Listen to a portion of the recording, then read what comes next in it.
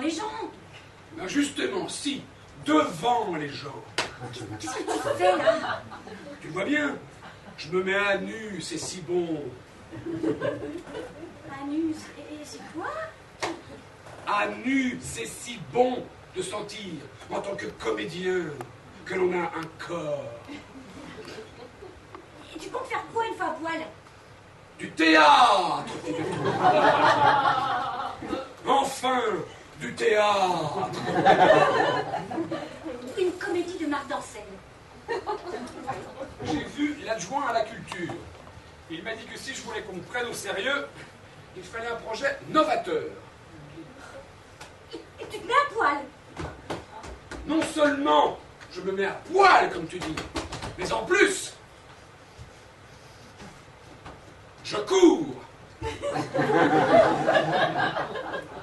Courir à poil, tu m'as dit que ça faisait hyper mal. Oui, parce que j'ai un sexe énorme. Et pour le théâtre, pour la culture, il le faut, Nathalie. Il le faut. Et tu vas courir longtemps? Le temps qu'il faudra. Et je déclamerai mon texte sans point, sans virgule, sans haut, sans bas. Sans slip. Que moi et le sexe, le texte, le théâtre, la culture et les subventions. Ah bah, tu cours à poil, tu as des subventions. Et tu joues à la cour d'honneur du Palais des Papes. Et c'est quoi le texte? Le bourgeois gentilhomme.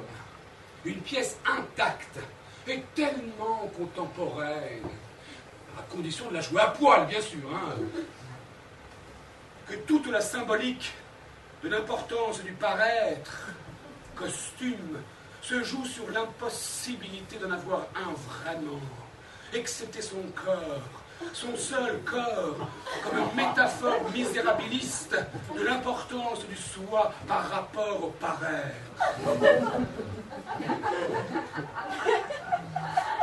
Bah, dis comme ça. Les subventions, ça va tomber. Rien qu'avec ça, t'as 30 000. C'est tout. Oh, je joue le bourgeois nu dans un concept unique de revirement de soi par l'intérieur de l'être, et tu files que 30 000. Même Duras, qui disait rien, elle a eu plus. Oui, mais Duras, elle a couché avec un Chinois. Et aujourd'hui, les Chinois, c'est les plus forts. C'est vrai. Il faut rajouter l'avidité, le désir gourmand immérité, sauf par l'argent, l'argent roi, l'argent bourgeois. Tu me fais peur, tu parles comme Lucchini. Tant mieux, je passerai sur France Q.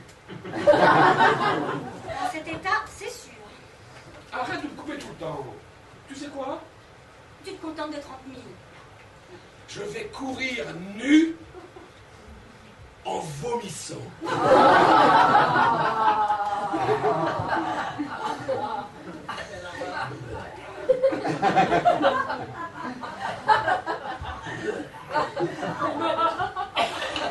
10 000.